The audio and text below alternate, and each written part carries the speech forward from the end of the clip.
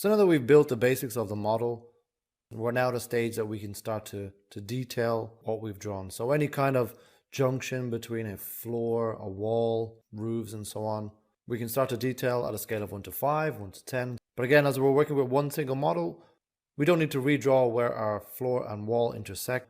We can simply pull that information out of the model to work on.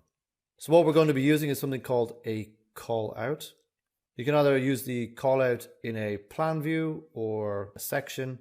And what we'll be using today, we'll be using the callout on a section view. So if we want to come down to the bottom right hand corner of the building, place the section view through the building like so.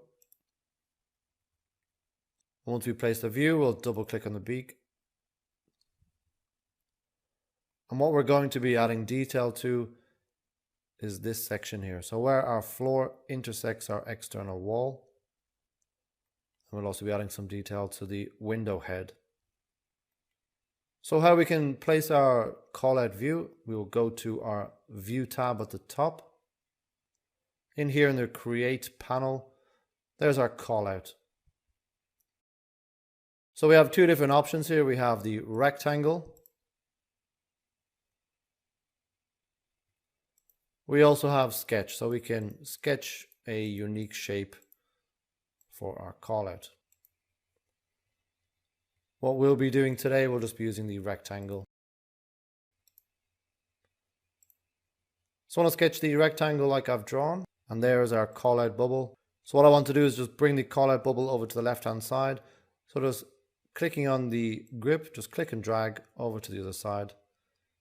The grip in the center allows me to add a landing to the callout bubble. So that there is an actual view in itself.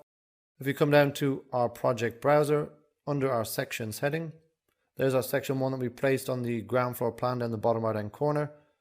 And there's our section 1 callout. So double tap that will bring us into our callout view. So the first thing we need to do is just change the scale. We don't want our scale to be at 1 to 50. We'll bring it down to say 1 to 10.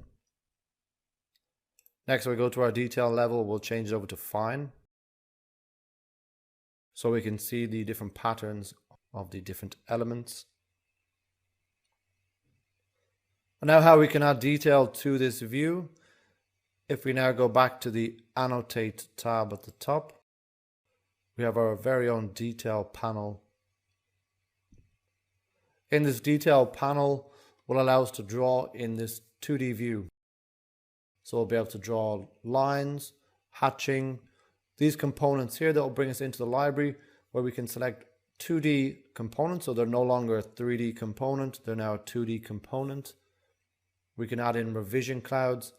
With the revision cloud, when we will place a revision cloud on a point at which we've made a change to the drawing. So when we place a revision cloud, we can add information to the actual revision cloud, which will then appear on the revision box on our sheet.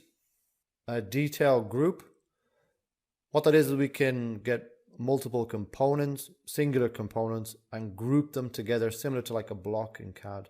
So they're together as a group that we can move around.